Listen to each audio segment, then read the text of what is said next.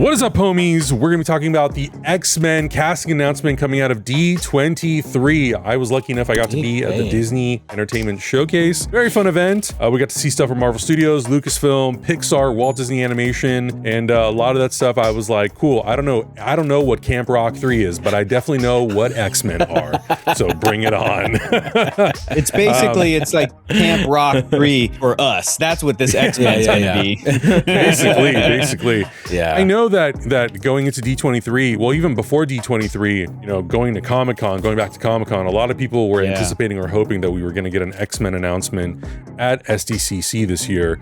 And I feel like I could have gone either way, because part of me thought they weren't going to do it because they're probably going to really push the promotion for Avengers Doomsday. And without getting too much into the weeds of what Secret Wars is, they're probably not going to talk about Secret Wars that much. So I was happy to get those announcements for Ghost Rider and Black Panther and to see that cast from Avengers Doomsday. And then people started talking about, well, you got to do it at D23. You got to strike and you got to do something big. Because I didn't know what else they were going to talk about at D23, truthfully. We know Vision Quest was coming out. We know we were going to get a new season of Your Friendly Neighborhood Spider-Man. So I think a lot of people at this point were like, it's got to happen. They got to announce something, especially with these like rumored casting things coming out of like, is Kit Connor going to be Cyclops? Is Samara Weaving actually going to be Emma Frost? Well, and you had like Inde Navarrette doing podcast interviews where she's like, well, I would love to play Mystique. And I've potentially had meetings with Jake Schreier. So I think it was kind of inevitable that D23 was going to be the landing point for like these announcements to finally happen. I think it was also they were waiting for Spider-Man to come out because it's the big reveal in that it's Jean Grey. So I really think they were like, we're not going to bring Sadie Sink out and tell the audience who she's playing a week before the Spider-Man movie comes out. We're going to wait until that comes out, and then she'll bring out the whole rest of the. So I think that was really smart, and I think it's I mean, this is 2028. This is supposed to be. Geez, are we really getting Secret Wars next year in 2027?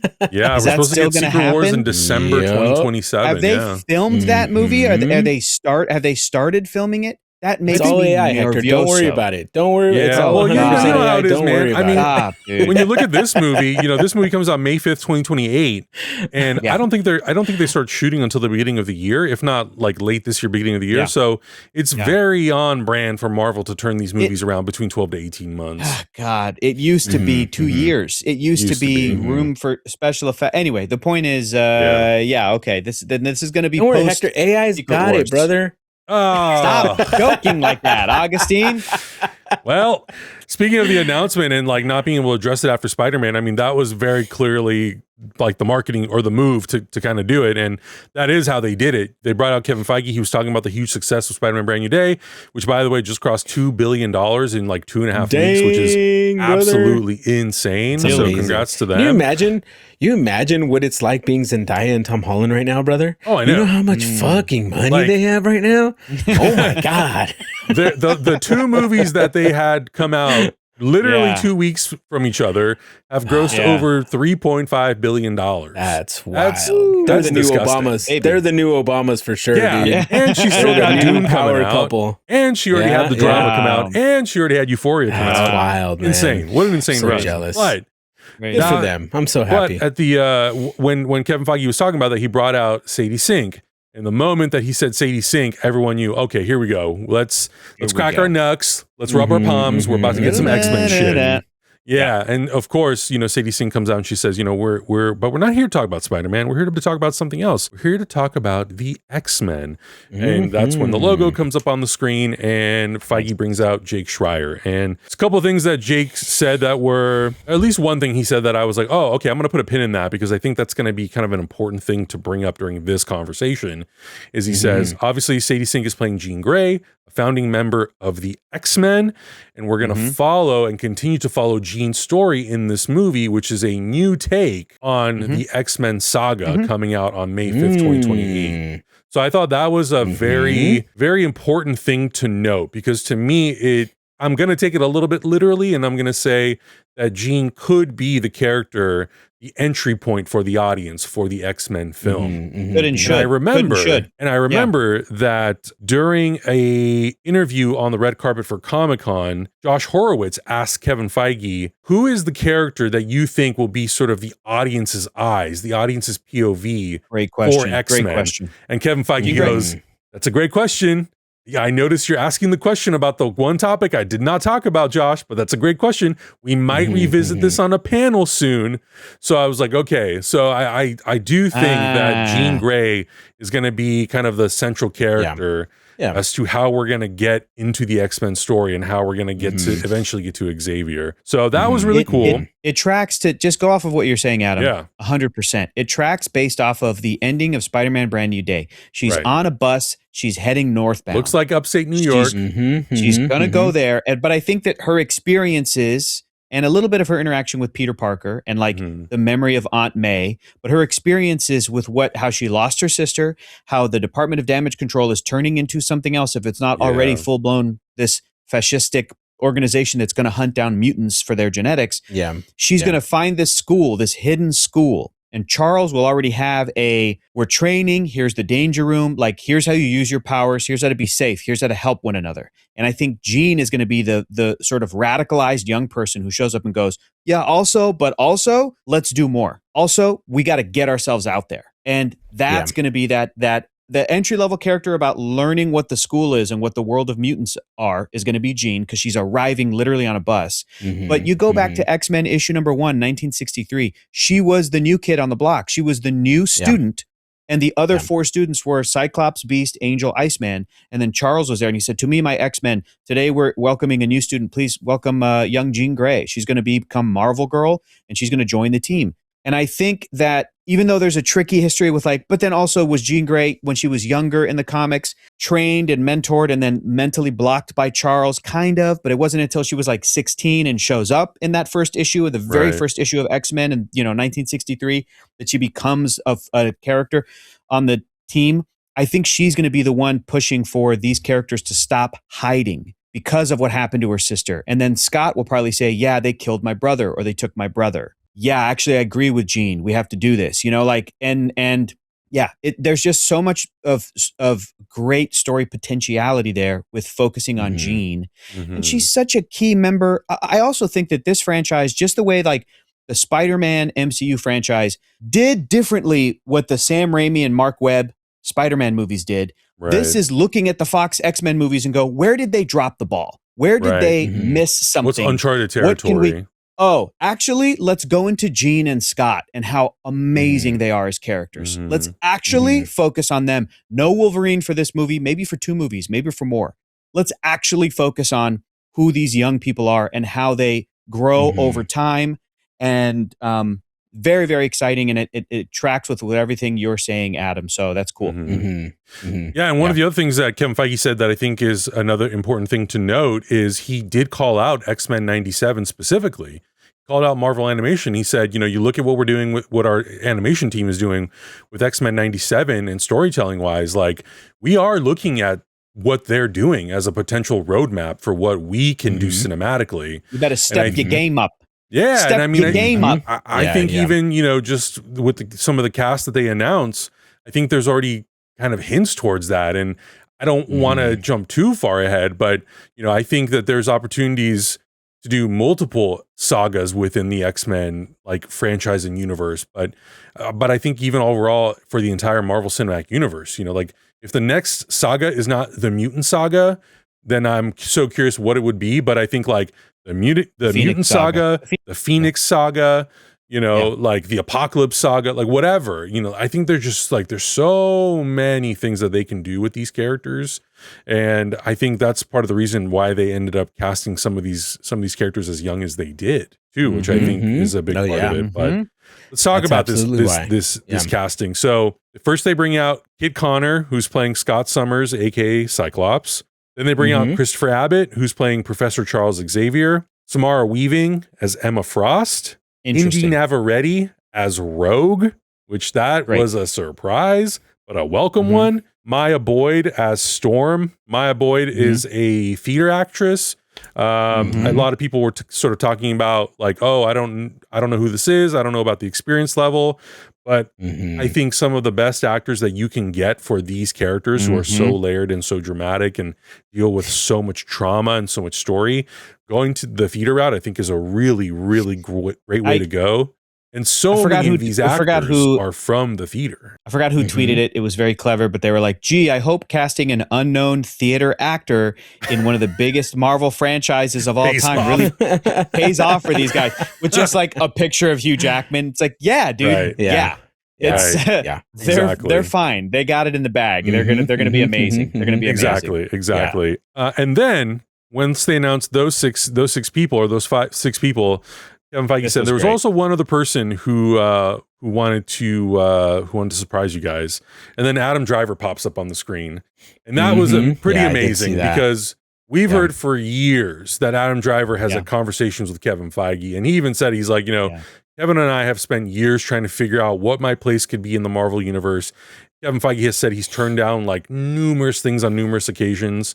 And jokingly towards the end, he has a fun little bit where he's like, and I'm playing the role of Magneto. Oh, no, that's not who. Oh, right. Someone else. Even better. Nathaniel Milbury.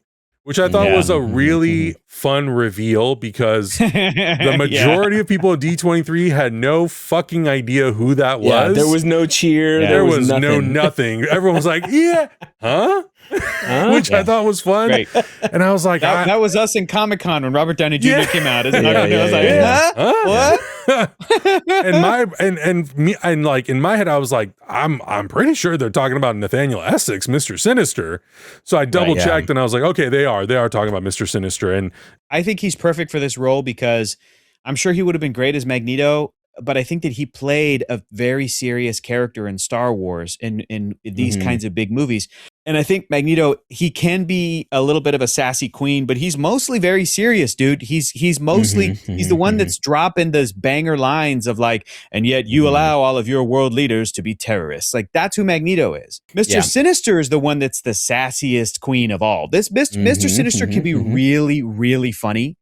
And I think especially about like the House of X, Powers of X comics from Jonathan Hickman and team, like in 2019, Mr. Sinister was like always the messiest bitch at this round table of really powerful mutants kind of deciding the fate of the, the mutant race. He had just a ton of clones. He had just like, it's such a great character for Adam Driver to do because I think he gets to be really funny in this role. So that's what I'm really looking forward to. Great casting choice. I think it's also interesting to, they give us the X-Men, they give us Jean, but then they also, you're right, Hector, they give us the messiness that Mr. Sinister brings and all the things that you can kind of tie into that. Obviously it's heading towards Cable. Obviously it's heading towards the messy family dynamics that are the Summers and all of that stuff. And that leads, into Havoc and like doing all this stuff and, Cyclops' dad. And it reminds me that the X-Men is more than Wolverine. Because I'm just,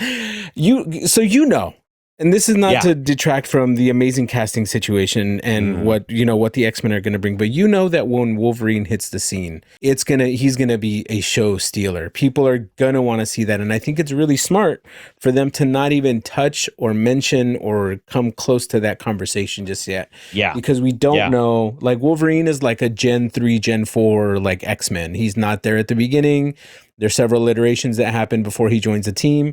And I think it's really smart for them to start at a different point in the X-Men, but without Wolverine. And let's establish these characters, why we care about them, why we care about the world, and how we're setting up all this crazy mutation stuff and gene experiments with Mr. Sinister, because that could very easily explain some of the things of like, where has Logan been this whole time? Or, what are the things that are going to happen?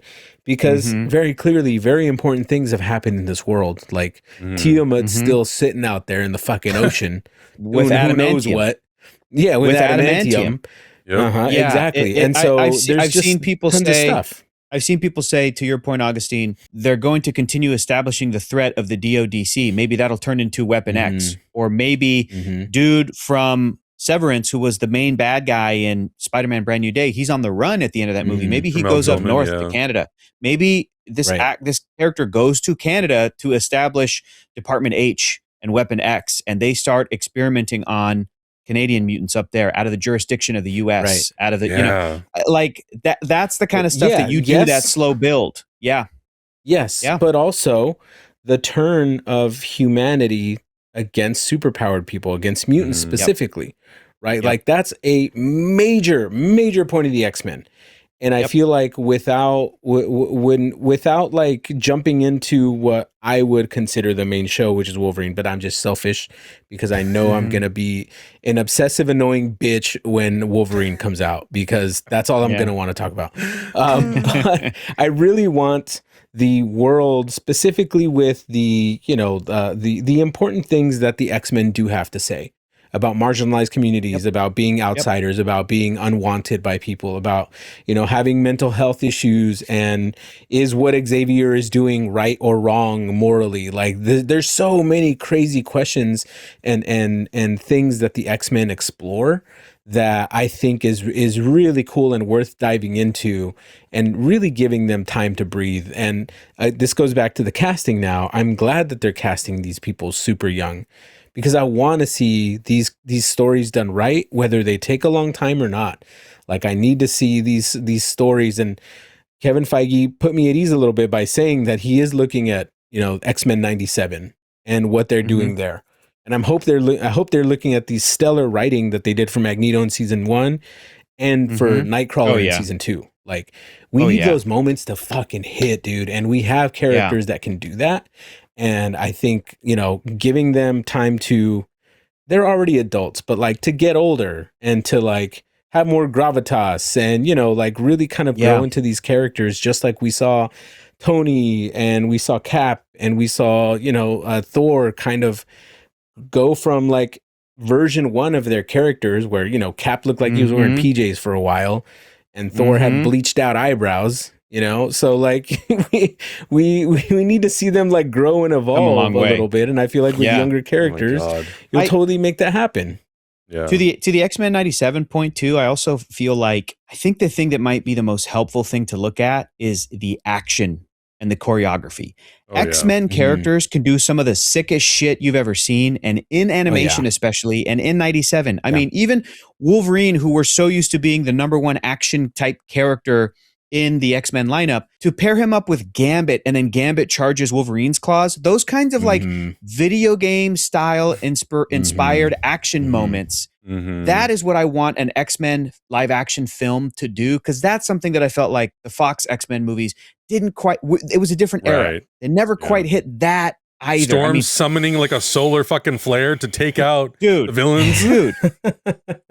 Like a couple of great highlights in the previous X-Men film franchises, like Days of Future Past especially had some, but I almost feel like the drama and the writing of the character work, I'm not worried about that.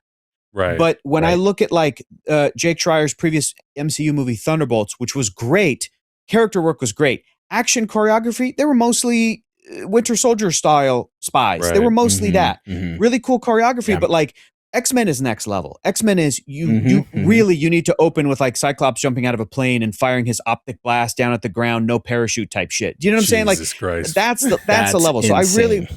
I really hope that X-Men 97 has like opened the live action department up to that, because here's another big question too. It's like, which rogue are we getting? Are we getting a rogue who is fully powered, or are we going to get a surprise announcement, a surprise moment that Brie Larson's going to be in this movie? Because Brie Larson as Captain Marvel is the character who in the comics, Rogue saps her powers to the point where she is so hurt she falls into a coma.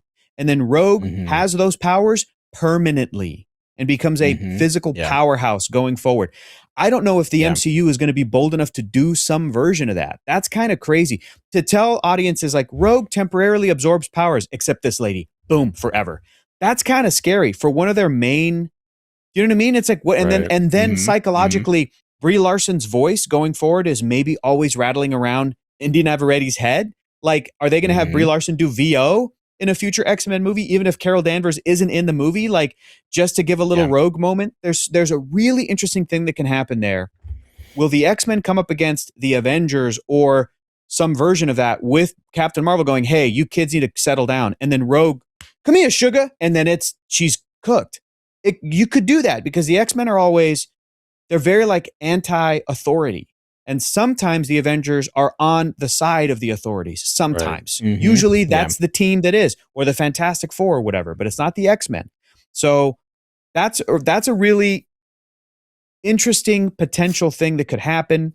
And now that we have a full-blown MCU, it actually could happen. Or is this movie going to be Rogue without the flight and the super strength, but everything else? And then it isn't until the next X-Men movie or another Captain Marvel movie that moment that I'm describing happens. And then going forward, Inde Navarrette's Rogue is going to be I don't know. There's just so many different angles to go with so many of these characters. I want to get into some stuff later, but Adam, throwing it back to you, I feel like people did expect Rogue to be Mystique, or people did expect Inde Navarrette to be Mystique and not Rogue. This is kind of a surprise. I think it's great casting. Will she have a Southern accent, or will this Rogue just be Mexican? What's the backstory? What are we doing? Like, how do you guys feel about specifically Inde Navarrette as Rogue? Oh my God. I mean, that was honestly like that, aside from Adam Driver, I think that got maybe like the loudest applause in that Marvel panel. Because I think people, they heard Rogue and the first name they didn't think of was Inde Navarrette. So when Kevin Feige said it, most people that were at least around me were like, what? Oh my, yeah. Super loud, exciting, enthusiastic crowd. So I think it's great. I think she would have been a great Mystique. At the same time, we have a Mystique in an X-Men movie coming out in like 4 months. I don't necessarily need to see that character. Like, I want to see characters that we can do new things with. And we've already had 2 versions of Mystique with Rebecca Romijn and Jennifer Lawrence. I like them both. They're great. For a third time, I'm like, let's do something a little bit different. And I do feel like Rogue was one of those characters in those, especially those first 3 X-Men movies, that like was a bit underutilized. Like, I know that the first movie, the plot revolves around her, obviously, and she's kind of a central pivotal point of it, but I don't feel like, and maybe it's because I haven't rewatched those movies recently, but I want to get to know these characters a lot more. Like, I feel like those movies, the emphasis that we've talked about at length has always been about Magneto, Xavier, and Wolverine. I want to spend more time with Cyclops, Storm, Jean Grey, Rogue, and some of these characters that just never really got their time to shine, their time in the sun. So that's the thing I'm looking forward to the most. And I think having Inde Navarrette, it's such an amazing move. I mean, goddamn, she's awesome, dude. An incredible year. The moment that Obsession came out, I think her phone was off the hook, and she deserves it. And in a weird way, it feels kind of fulfilling as like a fan for us to have watched her from Superman and Lois, baby. Have like this really supporting role where she's growing every single season. And then the news of like, well, we're not bringing back a lot of that cast because we cut the budget. I'm like, when we were like, God damn it, that really sucks. Still give her a really satisfying ending. Then she goes off and shoots this movie. She talks about how she like couldn't find work for over 1.5 years, 2 years. And now she's like in the prime time. She's on top of the world, I think is really, really cool. So I love Rogue, and Lenore Zahn voices Rogue perfectly. Sure. Perfectly. But I'm also like open to someone coming in and doing their own thing with it, their own flavor. And I think Inde is like one of the perfect actors to do that right now. I think she's perfect too, because if you can see from all the great interviews she's done, like she seems super funny and basically like down to clown. And I think that the previous Anna Paquin version of Rogue, they were like, you are a scarf, you're a shadow, you're so embarrassed, you're angsty, you're emo, you're so embarrassed to be Rogue. Typically in the comics, Rogue is kind of the opposite of that. We get that in X-Men 97. She's sort of in your face. I can already picture Inde Navarrette in some sort of version of a yellow and green Rogue costume on the X-Jet, big, huge smile on her face, just looking around, just being like, I can't wait to get down there and kick some ass. Like, that's the version that Inde Navarrette is going to play beautifully. That's really what great. You got to do. That's what you got to do. And look, listen, at the risk of sounding like Kyle, I'm proud of you, Mija. I'm very proud of you, Mija. Inde, I feel this is going to sound so stupid, but I feel such an attachment to her specifically because I love the show Superman and Lois so much. I agree. And yeah, she wasn't a main character there, but I feel like I watched her act and kind of grow on the show and really like come into her own, and then to be like, you know, she's not in the spotlight and suddenly she's like on top of the world. I just can't help but be nothing but like super beaming proud. When I heard this news, I couldn't stop thinking about it. I was like, I know, this is incredible. It's like a Theo moment. Like, why am I so excited for the stranger I've never met? I'm so proud of her. Like, it's really cool to see somebody like that who you know, kind of feel like you watch grow up. Yeah. Anyways, to go back to the whole being rogue thing, there are Mexicans in the South, brother. There are Mexicans in Texas that have 100%. A Texas accent. We're all over the place, everywhere. Brother. We're not going nowhere. We're everywhere. We don't go nowhere. We don't go nowhere, dog. You tell us where we can't go, we'll go there. So look, Rogue's just got to be a fun, double cheek caked up, whatever, like character, just all up in everybody's business. She's got to be. Look, she's like the Nightwing of the Marvel universe.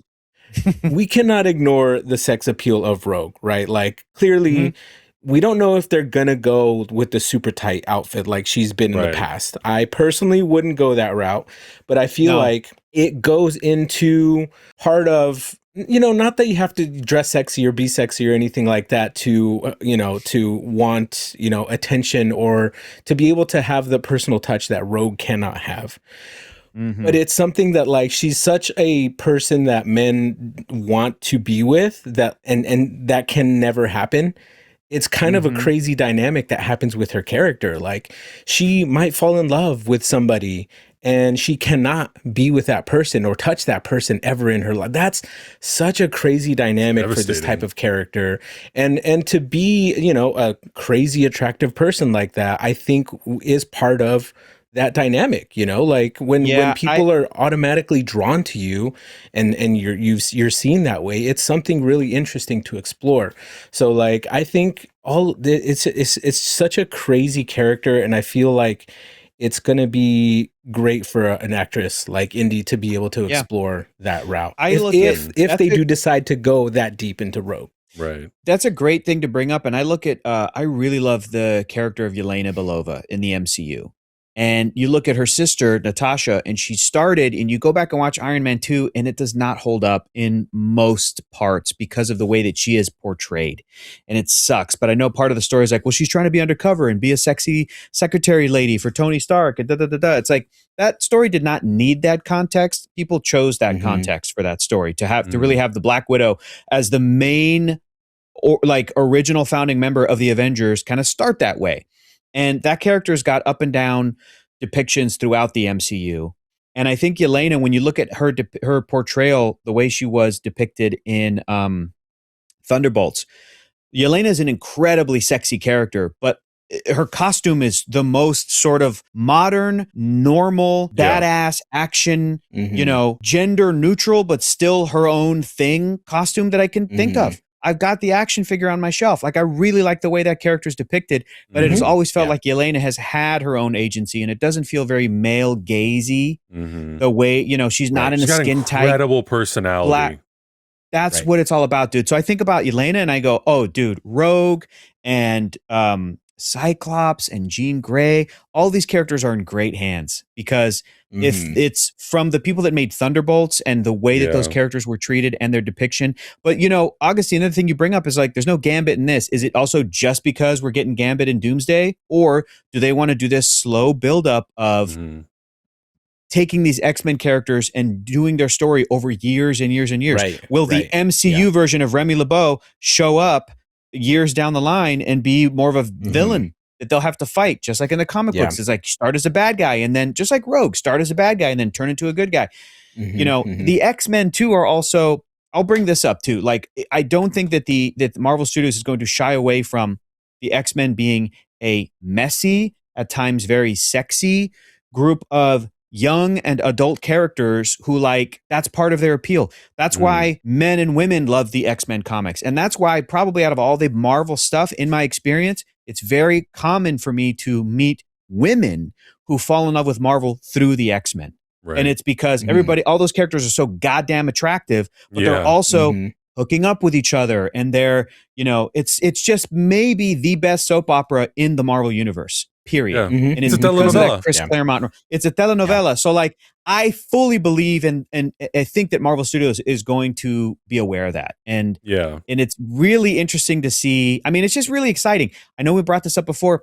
I don't need a Wolverine to be macking on Jean Grey unless they truly cast an actor, and going with Agustin with what he said, hopefully an indigenous Canadian actor. Okay, a native Canadian actor. If maybe he's a little more boyish, a little more youth-faced, and doesn't look like a 45-year-old man. If he's a little younger looking as the Wolverine, and we get to really age with the role, then maybe it's okay. But, listen, at one point in the X-Men comics, Jean, Scott, and Logan are kind of in a triumvirate. So, like, that's the kind of characters that we, what I'm saying? Like, the kind of messiness that the X-Men bring. And it's 10 years of people complaining there's no sex in the MCU, it's sexless. And then there was a sex scene in Eternals, and nobody liked Eternals. That's fine. But it's like, I think it's gonna be sexy across the board. Right. Yeah. Men, women, characters that can shapeshift into men and women. It's gonna be sexy. And well, again, kind of just stuff, looking at X-Men 97 once again for the 100,000th time, you look at the way that those characters in this new iteration, not X-Men the animated series, but X-Men 97, I mean, you feel that emotion. You feel the way the characters are drawn to each other. You Morph feel loves like Wolverine. You can feel that there is this like really strong magnetic draw to characters, and like that, I think that works so incredibly well. And if they can do it in animation, there's nothing stopping them from doing it in multiple films throughout the Mutant Saga. Over the course of the next. I think it's going to be important to have, like the X-Men 97 did, the relationship between Magneto and Professor X. To be two men who truly, truly love each other, not in a romantic way, but they truly love and care for each other and want the best for each other, because that's what makes their relationship so dynamic. And it's the reason why they do what they do 99.9% of the time, because they love each other. And I think that's going to be really cool to show, in a big theater, have a lot of young men watching this, because that is very possible to love other guys in a non-romantic way, but to always want the best for your friends and your family and anybody who, is in your life. And I don't think we see enough of that. I think that's a really cool example to set for, maybe young, impressionable kids, not even men, just like young, impressionable kids who might be watching this for the first time. But as we're talking about this, I cannot help but, again, not be jealous of the development team that has to think about all of this stuff and put it in order. Because not only did we just unpack Rogue, we're unpacking Professor X a little bit. We got to unpack Storm a little bit. Cyclops and Jean's family is all kinds of crazy. We still have Nightcrawler to worry about. We still have Colossus to worry about. We still have Wolverine to worry about. We have Angel to worry about. We have Beast to worry about. There's so many characters who could each get a 3-movie arc, because their backgrounds are so extensive and crazy and everything. So I think it's going to be like really important for the development team to really hunker down and find the essence of, like, what do we want this version of X-Men to be? What do we want them to say? And how are we going to get to those points? Because there's a lot of really important pillars to the X-Men that each character brings, but the team brings on its own in the bigger scheme of, like, the MCU. Yeah. And so to try to balance all that stuff is just thinking about it right now, I'm just like, I don't know if they get paid enough to worry about all this stuff. Like, are they taken care of? I would love. Hector, I know you would. You could carry that whole fucking team on your back, brother. It's a big chart. It's a big chart. Lots of yarn. That's a lot of cards. Yeah. No, I want to say, to Augustin's point, my biggest hope and dream for the X-Men from Marvel Studios was that I did just want them to cast young. I wanted them to look at this the way they looked at their Peter Parker, Tom Holland, and what a great payoff that's been 4 movies in. That's how you get to invest in these characters, invest in their personal lives, invest in who they are as characters. You get to the 4th movie, to Billy.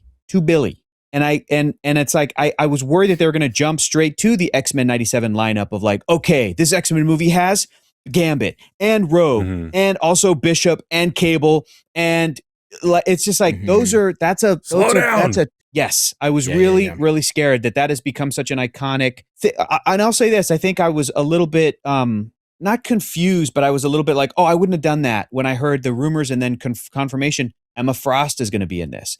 I always also felt like, oh, but that's White Queen, Hellfire Club. That's step 2 or 3 or 4 in this process. Yeah. How are we bringing in, and even Storm, I also in my head would have loved to have had Storm come in the second generation with Wolverine, Colossus, Nightcrawler, Sunfire, Thunderbird, and then for me, Gambit and Rogue are even like third generation. But I need to remember that, like, I would have loved that original first X-Men lineup from the comics, but I think that Marvel Studios is going to try and cast pretty close to how they're depicted in the comics mostly, which kind of bums me out a little bit. I would have still liked a little bit more diversity in the backgrounds of the characters, but I think it also makes perfect sense to be like, yo, we need Storm in this ASAP, because Storm is a powerhouse icon in and of itself. She's an icon. She's somebody who can carry this franchise at times. She's somebody who can have her own spin-off movie at any point. She's somebody who, if they wanted to, they could have done a backstory where she knew T'Challa growing up and they could have been around the same age. But I'm glad they're not doing that, because I think Storm belongs on the X-Men more than anything. That's her family. It's in the same way that, like, oh, in the comics, technically Jessica Jones and Peter Parker are the same age. But in the real world, you love Jessica Jones as this older, drunken, like, detective, and you love Peter Matt Parker Murdock and Luke Cage. So I looking at this lineup, I may have done a few things differently, but I think that this is going to be, I'm sure they've thought through all of this, and this feels like a really strong first team lineup, the origin of the X-Men team. Not to say we couldn't get some of those other characters later, but I just wanted that slow burn of, like, the X-Men unfolding soap opera starts with a smaller crew, and then it expands, and then it goes, and and I know that every time I pitch that, it's like, just do the original lineup, the first class: Cyclops, Jean Grey, Beast, Iceman, Iceman, Angel. Those are all good-looking white kids. It's like, but then I was always like, well, then just have them be of different backgrounds. Who gives a shit? It doesn't matter. Angel probably needs to stay white because he's old money. But other than that, go for it. Like there's a universe where Inde Navarrette with a Latina background could have also played Jean Grey. Like, she would have been awesome. It's fine. Do we need Jean Grey to have red hair? Fine. She dyes her hair. Like, whatever. That stuff's not important. But I think that they're very, very consciously bringing these actors in to pick these characters. There is something to having a nice synergy between this and Marvel Comics and the iconic way that these characters have looked for 40 years. So it's not super confusing. So I'm sure they look at some characters and they go, nobody really gives a shit about the synergy between us and Wonder Man. Let's just have Wonder Man be Yahya Abdul Mateen II. He's phenomenal. Wonder Man's black now. Who gives a shit? Yeah. They, let's have Nick Fury be black. Who gives a shit? But I think their purpose, they look at it and they go, well, it's going to be easier to whatever. So I think that this lineup is really strong, and I also like that there's no Magneto, and I think that Mister Sinister is actually a great backdoor way to because I want to mention this because, Adam, you brought this up. When you bring in Sinister, it opens the gates to, like, okay, so can some of these characters be clones? Right. Do we have cloning technology in the MCU? Like, Mister Sinister, are we going to reveal that he's also from 1881? And he's kept himself alive, and it's like, okay, so Wolverine will have a healing factor that explains him, but maybe Mr. Sinister's experiments explains how a young Jewish Holocaust survivor can still be youngish looking today, and it's Magneto, and they'll keep the same background in a future movie. It could work that way, versus, because every time we talk about Magneto and fans have been like, you can't just do that, it doesn't make any sense. I go, my brother in Christ, we're in the Marvel Cinematic Universe. Like, they brought back Robert Downey. You can do anything.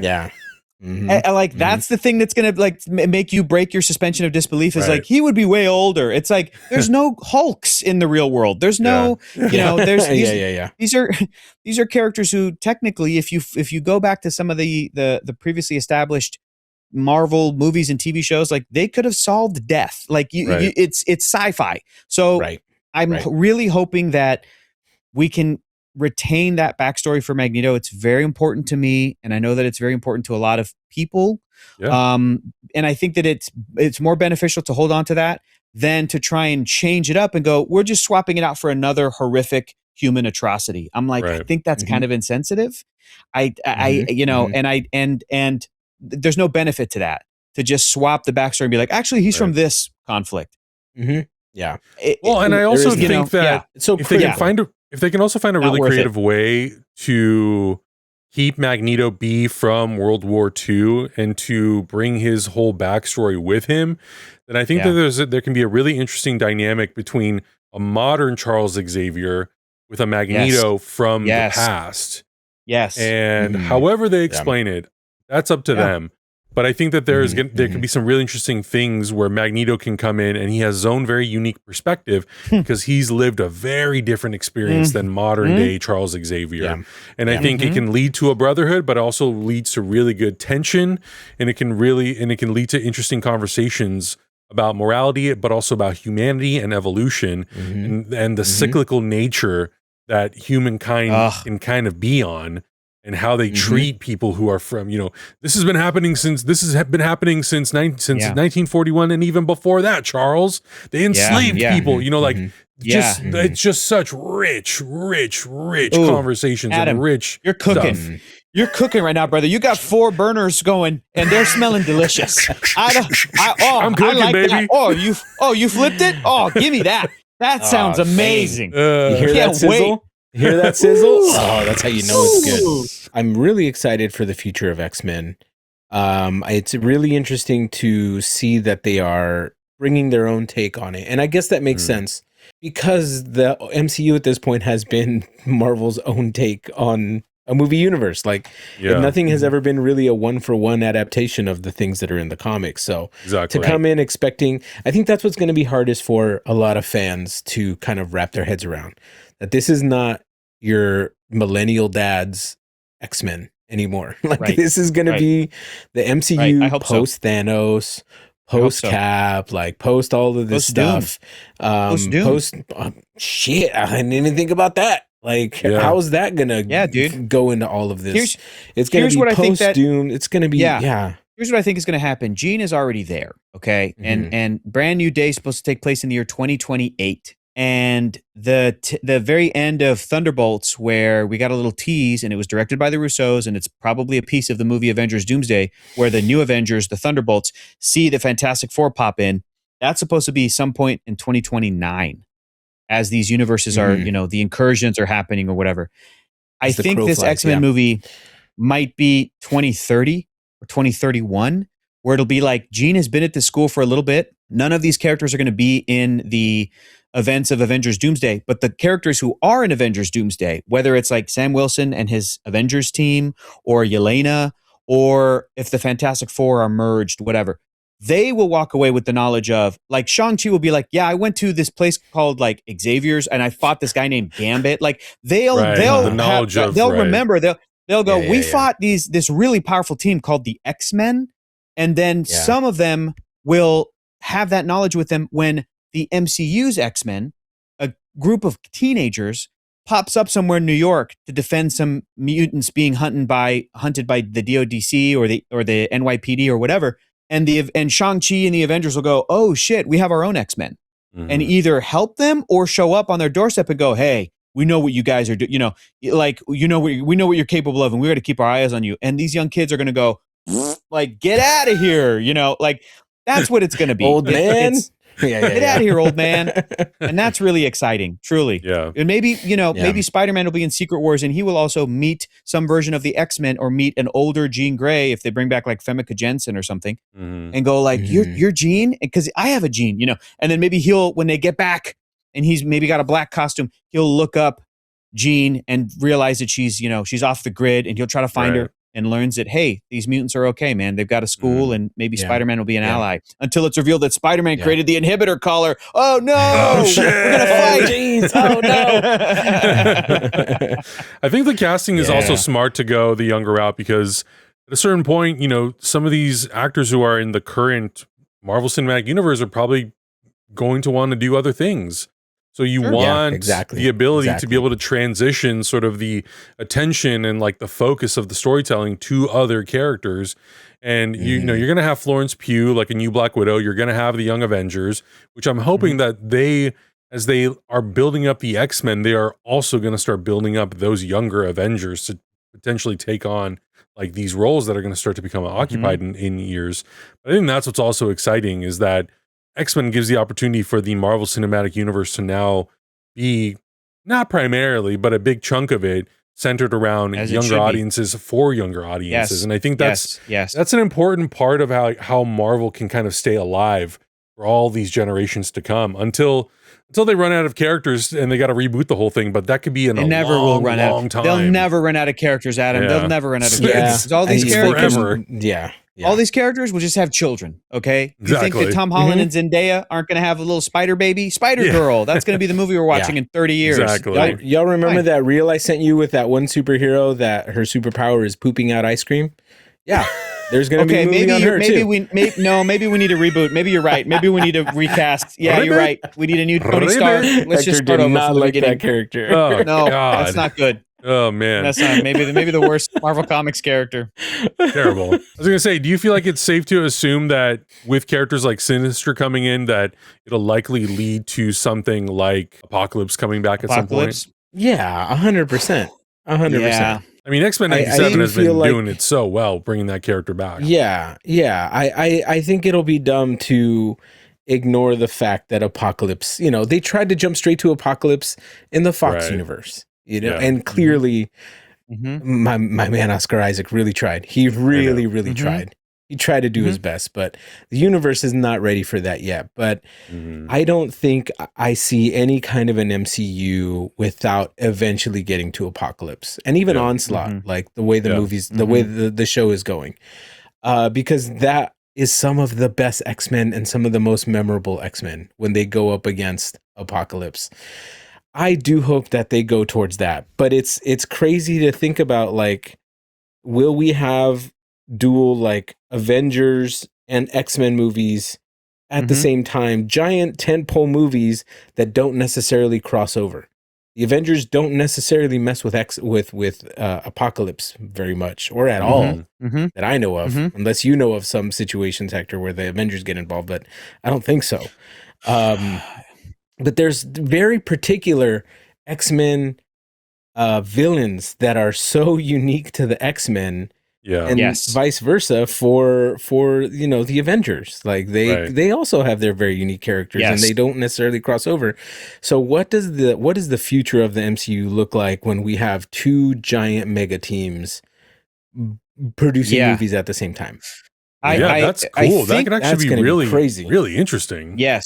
Yeah. I think also to Adam's question is, will Apocalypse be the next Thanos, or will Apocalypse serve a role the way Thanos did for the Infinity Saga and be the villain of the saga and build up to that? And I think that if it's not Apocalypse, I don't think it's going to be Magneto, because I see Magneto more as like a Loki or like a Winter Soldier, like this sort of long running. Doom is being proved to be this one-off, maybe more, maybe I'm wrong, big bad that a lot of people are super stoked about with potentially really no buildup other than some of the more recent clues of stuff. And that's really great. But I see Doom as a long-running villain. Maybe I'm wrong. Maybe he's just going to be a one-off. But I think that if it's not Apocalypse, I think the villain could be Jean Grey herself in the Phoenix Saga. I think the movie could to try and be different from Thanos, to try and be different than like, what do we need all the Avengers for? We're fighting the Phoenix Force, or we're fighting the Shi'ar Imperial Guard from the He Nebula, because they show up because Jean Grey. If you don't know what that reference is, go back and watch our reactions to X-Men the animated series. It's so good. It's so because good. Jean destroys a planet. Yeah, some of our best work, really, truly. I don't know. I think Apocalypse could absolutely work and could be that, but I think as a way to be different, what if the main villain is what Jean goes through and how the X-Men and the Avengers and all the other superheroes try to reach out, try to save her. Spider-Man will have a great reason to be there because he's like, Jean, I know you. Like, we went through something. But at the end of the day, it's going to be the X-Men. It's going to be her family. It's going to be Scott. It's going to be Charles Xavier. It's going to be these people that really can help her. Or maybe she nobly sacrifices herself. Or maybe she makes it look like she sacrifices herself and comes back. I don't know. But that could be when I say I think they're doing the Phoenix Saga and people tend to roll their eyes because they're like, we already tried it. All I hear is, when Christopher Nolan was trying to make Batman, if somebody was going, we tried Batman, it doesn't work. Like, that's all I hear. That's all I hear. So I'm sorry if I'm like, yeah, sure, bud. Exactly. Like, let me fire it up on the burner here. Wait until we cook it. That's what I think could happen. Adam, I almost do you want to try to get in? X-Men movies did not happen because of statements like that. Well, and I think that's a big thing. I do think that's a really big thing that is worth pointing out, is that for people whose only experience with X-Men are the 8-9 movies that they made, like you ain't ready. You ain't ready for what they're gonna dish out. It's gonna be you're really nutso. And if you're someone who has been watching, I know there's been multiple X-Men shows, but especially X-Men the Animated Series and X-Men 97, especially because Kevin Feige is specifically referencing what they're doing storytelling-wise. I mean, you watch that just watch that first season and the shit that they do. And then the second season where we're jumping, back to the future, back to the past, with Cable and young Nathan Summers. I mean, like, it's endless. It's endless. So I think there's just so much fun stuff that they can do. And unfortunately, we had Josh Brolin play Cable, but there was like no connected storytelling between the other X-Men movies. So did you guys ever felt just like so all over the place, whereas now it's going to feel really streamlined. I think one of my favorite moments in that franchise is when Deadpool 2 was re-released in theaters in a PG-13 version. Do you guys remember this? Where Deadpool, it was called Once Upon a Deadpool, and the fictional character Deadpool kidnapped the real actor Fred Savage. Yeah. And he tried to recreate basically Princess Bride. And as Deadpool gets to the point in the story where Cable shows up, and they're going back and forth between the movie, it's a PG-13 cut. Fred Savage is the one that goes, Cable, Nathaniel Summers, Ascani's son? Surely you're doing the backstory with like the Summers family, right? Like you guys are doing that. And Deadpool kind of goes like, yeah, a version of it. He's like, kinda like, and it's acknowledging like they didn't really have. There are fans that are like, you didn't really do Cable. There's something crazy and special to have comics where Cable shows up as an old man before Scott and Jean get pregnant, or before before that child is conceived. Like that's crazy. So anyway, yes. But if you guys haven't seen Once Upon a Deadpool, there's some pretty funny shit in that movie. That was one of my favorite bits. So good, so good. All right, we have a few Discord questions that I do want to try to get to. First one is from WDM 1262, Wesley Marshall. Thank you so much. We know as of the announcement at D23, there's more characters in this movie that weren't able to be announced, likely due to contracts not being finalized, which is true. Kevin Feige did say this was not the full cast. This was only part of the cast. Who in the core group of X-Men are we still hoping to get? So that's the first part of the question. And do we think we'll also get Magneto in this movie? We kind of touched on that a little bit. Yeah, I would say no. I would say no. I think there's other things to focus on. And with the casting of Christopher Abbott, which contemporary actor of his age would you want to cast? And will they use the long-lived mutants thing like they are with Namor, so Magneto's backstory stays the same? Yeah. We did touch on that a little bit. Yeah. Casting-wise for Magneto, that is a good question. But do you think that there will be more? Who is a character that you think is essential to this lineup for this first movie? I do think Beast. That's exactly what I was going to say. I feel like in order to set up a school, you're going to need a scholarly person like Beast to set up a curriculum, to make sure that it stayed accredited, do all that boring shit that Beast would love to do. Yeah, it's got to be legit to set up IT. Like, how's the school getting Wi-Fi? Beast is setting it all up, brother. Beast. Every room has cable TV because of Beast. Yeah, absolutely. He's running the wires. He's making sure the laptops all have two multi-factor authentication. Like all that bullshit, all that stupid bullshit that you need to run a school.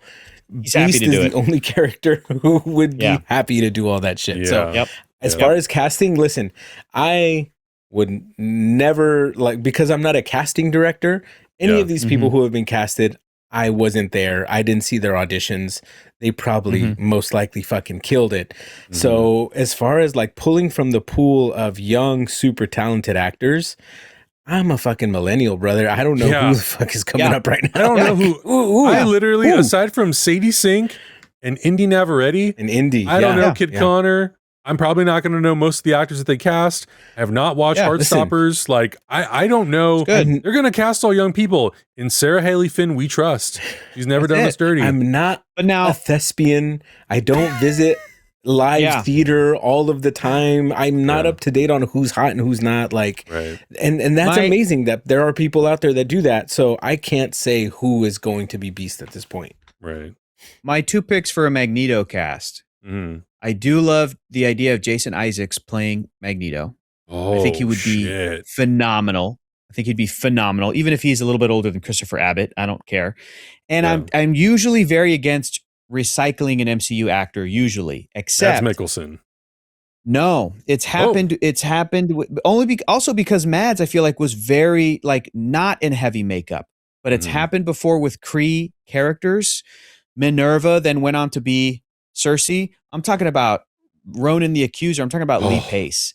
I've seen the fan cast. I've seen people actually like just pictures of him with his insane. With his sort of beautiful long gray hair, how fit he is, the way that he speaks, the way that he enters a room, and I'm like, holy shit! Lee Pace is Magneto. Holy fuck! Yeah. It would kind of be a slam dunk, and I would be okay with like, all right, whatever. Ronan the Accuser, nah, you're Magneto. I'd be fine with that. Yeah. Especially the way Magneto looks at like in some of those episodes of X-Men 97. Yeah. With like that, that sleeveless Magneto. I'm like, give it to me, please. And again, it's only because Ronan was blue makeup with black tier makeup, the heavy blue makeup in the Captain Marvel movie when it was a flashback to 1995. I think it's fine. But don't try to tell me that that's the same thing as Robert Downey Jr. playing Dr. Doom now, and we're just going to ignore that he was that's a different thing. But I would be okay with Lee Pace. Different. I got nobody else who I'm gunning for. But again, back to Sarah Haley Finn, find an indigenous Canadian actor for Wolverine Logan. That's it. That's it, dude. I'm gonna get that tattooed on my chest. Yeah. 5'3". That's it. Chunky. Yeah. Brown skin, beautiful man who, here and to go back to the point that we made a long time ago, the action for Wolverine, the choreography, his movements have to be something that's so primal and so like smooth and agile and fast and deadly. And that's part of the reason why I didn't enjoy Hugh Jackman as Wolverine. He's tall, his movements are slow and big, and it's like, okay, cool. Choreography is not there. I don't feel like that's Wolverine. But right now, a little fucker. Little guy. We need the guy who can be thrown by Colossus. I mean, Colossus can throw anybody, but to pick him up like a fastball and toss him. I know you guys don't play Marvel vs. Capcom 2, but that game had a lot of influence in season 1 and 2 of X-Men 97. And right now there's a brand new fighting game called Marvel Tokon Fighting Spirit, and they have another Wolverine in there. Dude, it's insane. It's such a fun game. But also they took inspiration from the way Wolverine moves and is agile, and they added a lot of really cool shit that I hope that they're looking at, because he has some special moves that are just out of this world. And I love it. I can't help but think of Wolverine as that kind of character that when he says he's the best at killing people, he comes up with the most creative and fucking crazy moves that he needs to do in order to take on a giant group of robot mechs or 50 assassins coming after him or something like that. Like he's got to be the ultimate fighting and killing machine, even though that's not all he is. Right. He has to turn that on when he can. And even they did it a little bit in, Deadpool and Wolverine. And that was fun to see, but again, it didn't feel like the Wolverine that I would want to see. It felt like Hugh Jackman doing it, and power to Hugh Jackman doing it. It was great. Let's move forward. I'm gonna make it all about Wolverine if you guys let me. So let's move on. The thing that I think about is like Tom Holland getting tossed around by Hulk in Spider-Man Brand New Day. Like that's like jumping on his back, and like that's the kind of stuff that I would love to see Wolverine do. Right.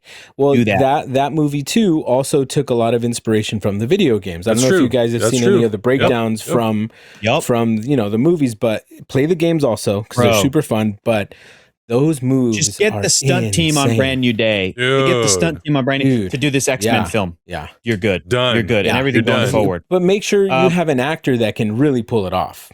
Yes. Like we need that guy to be agile and fun and strong and 5'3". Yeah. If he's any taller than 5'3", I ain't watching it, brother. I am not watching that movie if it's when not they announce the cast and Wolverine comes out, I need to be able to go, there he is. Yep. He better be looking up at Cyclops like, man, I'm here. Trash. Like, hey, I made you a convertible. Yes. All right, I'll read the next question real quick. Serenity Q2 says, do you think they will show the team forming or be an already in progress team like the first X-Men film with Jean or another character being our POV character as it's their first day with the X-Men? I hope they lean in hard to the Ultimate X-Men comic series to distance themselves from all this online hate, but also because it's a good series. I'm referring to the original Ultimate X-Men run from the 2000s. I think we already kind of touched on this too, but I think it would be best if Jean, Feige said founding member. So I don't want I don't want her first day in the mansion to just be a flashback. I kind of want it to be like maybe she's there for a few years as a student, and then it's maybe something happens and she goes, that's it. I'm grabbing my jacket, I'm grabbing my stuff, and I'm going out there. I'm going to New York tonight. And other, young students are like, no, Jean, you can't. And she's like, fuck Charles Xavier's a jerk. I'm out of here, and then they become that's what I want to see. I don't want to see. I think it should be. I also think that Xavier School could just be the school for gifted younglings or youngsters, basically. Yeah. And they don't necessarily have to be the X-Men quite yet. So I think for Jean to come in there to this school, try to get acclimated to new surroundings with other people, with other superpower people, to then kind of almost push Xavier to do something, to inspire him to do something, to then have them become the X-Men by the end of the movie, I think is also like a really great way to go. Felicia B says, so happy to hear you guys coming back for a special breakdown for the X-Men. I'd love to hear what stories you don't want to see yet in the MCU. I know there's so many paths they can go down, but I think some could be put on the back burner, or they slowly build up to like the Phoenix Force. 100% agree. 100% agree. And no Wolverine, like we've been saying. Not yet. Yeah. I think stories that have been touched on, especially in those Fox X-Men films, even with the first class cast, like, let's not do that right now. Like, let's build towards those things. And I think, like building towards Apocalypse or other future stuff, the Phoenix Force, like having the Mutant Saga, the Dark Phoenix Saga, maybe an Apocalypse Saga. It just seems like that's kind of where Kevin Feige's head is at, where he's thinking about X-Men. He very specifically said we're looking at X-Men as like a multi-saga story. So I think we've got years ahead of us to tell good stories. Yeah. The one that I don't want to see for sure is the story where Storm falls in love with Polemicus. Polemicus the Great. Oh my God. Another deep cut. If you didn't watch our reaction to the original X-Men animated series, there is an episode where Storm just from one second to the next falls in love with this guy named Polemicus. That's it. I'm not giving anything else. There's not much to spoil. They don't really build it up. It just happens. It just happens. And there's literally from 1 second to the next, she's in love with Polemicus. And Polemicus is another sassy little motherfucker who's out here just saying his name like it's the greatest thing on earth. Polemicus. So we need to stay away from Polemicus, please. It's so funny. I think the character's name was Archon and he came from Polemicus, but he kept saying the place he was like the kingdom of Polemicus or something. Right. He kept saying it over and over and over, and we were like, who the hell is this guy? Anyway, I'll take the next question. He's Polemicus. He's Polemicus. Roman Penna says, do you think they will go with the Krakoa storyline in recent history? As a mutant nation might be the best way to introduce them, or doing a complete new reboot?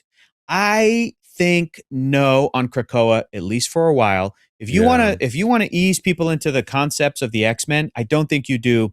And a sentient island that can teleport its habitants through portals of trees is the thing you do in the first X-Men movie. You do that in like the 9th X-Men movie. You do that later. Take your time. That Hickman stuff is so like high concept and kind of heady, and it's great. It's incredible.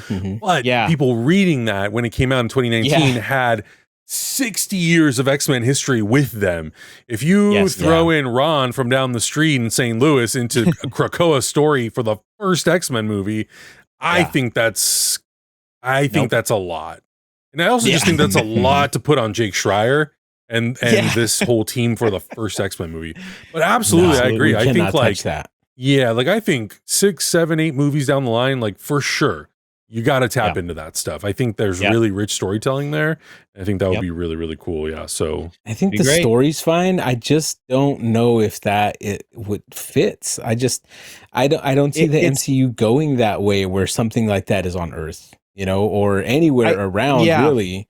So I don't know. I think again, dude, I think the MCU could do it, but it's like, look how long they took to get to Eternals. You see what I'm saying? I'm like, you really got to space it out with those kinds of big, heavy sci-fi concepts. I do think that it's probably even going to be a while before the X-Men go into space, and people love the X-Men in space. And I'm like, you know what? Hold your horses. Yeah. They should go into space way later when Jean starts losing it a little bit, and then they meet the Shi'ar, and then Cyclops' dad shows up like, hey, I'm your dad. I'm Corsair. And I thought I was lost, but I was just kind of doing a Star-Lord, and I've been up in space all this time. Like, ease into it. You don't do that in movie 1 or 2 or whatever. Anyway. Not at all. Not at all. Yeah. Not when you don't have Wolverine on the team. So right. Let's complete the team, and then we'll go into that stuff. Exactly. Tsunami King is asking, if there was a storyline you wanted them to start from, assuming they're already kind of a team, what would you choose? I mean, I feel like the Mister Sinister stuff, there's some writing on the wall with like what they can do and where they could go. Absolutely. I don't particularly have anything specific that I'm like jonesing for, honestly. Like I'm kind of just open to them doing whatever they creatively want to do that they think best fits the introduction of those characters, honestly. Yeah. I don't think there is a singular like origin comic book that I can point to that I'm like, yeah, that's the definitive one. I do like, this original approach on it, and it's very clearly going to be unique because the world is in a completely different place than where a lot of the comic books are. Yeah. So, I'll give you one. You know what actually I would love is that if in a few years before we even get Wolverine in the MCU, of course, fighting the Hulk, that's his first appearance with the full costume when he puts a mask on. Yeah. I would actually love if they cast the actor to play Logan, and if they did a mini series on Disney Plus just called Origin. I would actually, and it was just a period piece, and it was actually an expansion of the Howlett family drama. Yeah. I would adore if they did that, expanded into it a little bit, maybe revealed that his brother is Victor Creed. Maybe like you just really lean into that. And it's like this, all the story is from like 1860 to 1880. That's it. And even with that, you can do an Adam Driver cameo where he's like a young Nathaniel Essex. You know what I'm saying? Like, and you can you can have a moment where like, hey, Kingo from the Eternals showed up. So I don't know, whatever. But like any of those characters that are like, would be alive then, that's fine. But I think that would be a story that when that first came out, if I go back and reread it now, are the specifics of the story what really hold up? I don't know. Maybe it's just kind of the feeling. The tragedy of Wolverine starts there. And that hit me real hard when it came out in the year 2000. So, or 2001. That's what I would like to see. And it's not called Wolverine : Origin. It's just called Origin.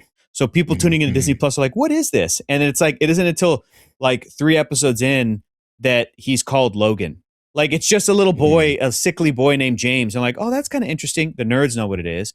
The press might, the marketing might be it. But like, if people just kind of click play on it and like, seriously, 3-4 episodes in, it's like, God, man, he killed his own dad after that dad killed his adoptive dad.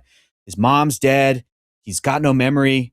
He goes by the name Logan. Oh shit. Like whatever. Something like that could be really cool, dude. Well, I guess we would know because he popped his claws. You see the gardener and it's Thomas Logan. So you'd be like, who's this guy? He looks like Wolverine. Could be amazing. Imagine if they got Hugh Jackman to play Thomas Logan. Oh my God. Gardener. Wait. There you go. That's how we give him a send off right there. That's so funny. There you go. Eugene Tan, with the X-Men MCU movie set to come out in the cinema in 2028, is this going to be the movie where we can finally see Genosha making its debut in the Marvel Cinematic Universe? And could the Mutant Saga lead to a potential X-Men versus Eternals movie, especially if they're going to revisit Tiamat Island from Captain America: Brave New World? 2-part question. Second part, I would like X-Men versus Eternals. I just want more Eternals. I'm always going to say yes to that. I don't know if they can market a movie called X-Men versus Eternals, but I think that Adamantium will be revisited because of Tiamat. First part of the question, also maybe too soon for Genosha. Too soon. I think this X-Men movie should just be upstate New York. It should basically just be at that school. Yeah, they might not even have a jet. They might not even have a jet. I don't want them jet setting. I hope they don't have a jet. No sentinels. I want it to be very bare bones. Yeah. Make it feel like a high school drama at first. Like Jean's just going through some shit. Like she's trying to figure it out, and her and Xavier, like, let's just start there. Dude. Listen, all these questions are exciting and fun, and it's really fun to think about all this stuff. But when it comes to the way that producers and directors and people who are in the industry are going to think about this, it's not necessarily about going for it straight up. Like this is going to be a slow, long burn. I think. I don't think we're going to get anything close to, a finalized X-Men 97 style X-Men for a while. And all of that stuff is post like 97 X-Men, where they all have, there's Genosha and all these nations, and they're, like Xavier has the crazy round helmet already, and he's not bound to a chair anymore, and just there's a lot, but we have to crawl before we walk, before we run. So let's crawl first, and then we'll get to that point. And the other thing to keep in mind too is now, because all these Marvel characters are under the same studio banner, there's going to be other Marvel Studios projects happening. You're going to have your Ghost Riders, your Black Panther 3s. I'm sure there's going to be more stuff with like Cap. Like it's endless. Franklin Richards Miss Marvel, is a mutant. Franklin, Kamala Khan, like a gazillion different projects happening. So like you might get one X-Men movie every like 3-4 years. Maybe more. I don't know. But and they could also do multiple X-Men movies in 1 year, depending on what the story is, because they could jump around. But I really think that like they're gonna take their time. They're not gonna just dive into the most heady X-Men shit from the get. You just can't. One, I think they want to take their time to build these characters up so audiences actually care about them. But also, you want certain things to occur so they feel like payoffs to the audience. Like when Wolverine shows up, you want to feel like you've been with that team of characters long enough that it feels like a payoff. Oh, we're finally getting to Wolverine. We're finally getting to Apocalypse. We're finally getting to Krakoa and Genosha. We're finally getting to XYZ, the He Nebula. Like whatever it is, you want it to feel like, you want to feel like you've earned that as a viewer. And if they dump it all into one movie, then the movie ends and you go, all right, well, I'm satisfied. I don't need another X-Men movie ever again. Last question from Breezy P. Since Kamala Khan was the first confirmed mutant on Earth 616, I feel that they owe it to her to have her show up in some of these movies and develop a relationship with the X-Men. Do you think that this is likely, or do you think her future lies with a young Avengers or a reunion with the Marvels? That's a great question. Great question. Both and both. I think the Marvels is just a part of her family now. When they, I know we're going to get Monica back at some point, and it's a bummer that right now the controversy is like, the Marvels movie isn't essential viewing of the Avengers Doomsday. Right. Like, it sucks because Monica Rambeau is in the X-Men universe. I'd like to get her back. Is she going to pop up in a post-credit scene with Beast? Like, what's the continuity there? Yeah, I wonder if, I don't know.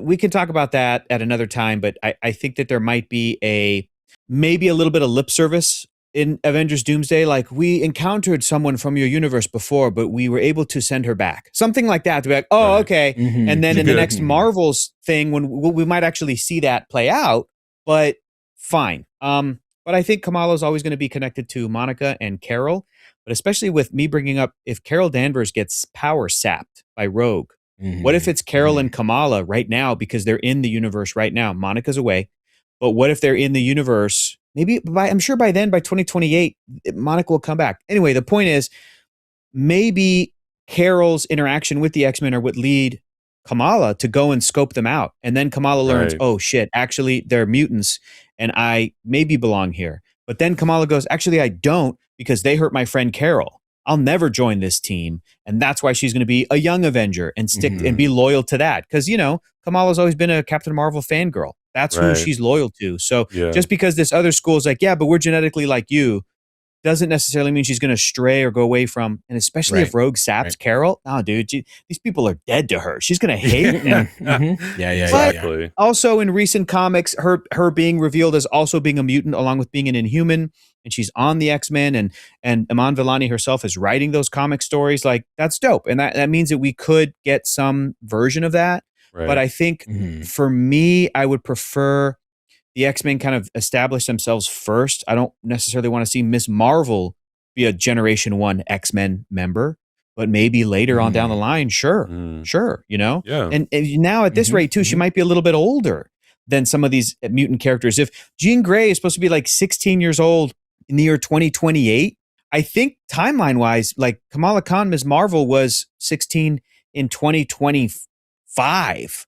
Or something. So like she's maybe already going to be a couple years older. I don't know. It's not the biggest age gap, but I just wouldn't. I'm not jonesing to see Kamala show up in X-Men and be on the X-Men. Yeah, maybe something later. I don't know. How do you guys feel about it? Yeah. I mean, I think the question is an appropriate question, especially with that finale of like, oh, you know, I think you're evolving or you're mutating, whatever. And then they play the X-Men, like the X-Men theme, a little bit of that sting there. And I think that's why a lot of people are immediately gonna be like, oh, this would make sense for this character show. But yeah, I mean, if they go the route with Rogue and they're able to tie that in, then I think there's plenty of opportunities for Ms. Marvel to be in an X-Men movie, not necessarily on the team though.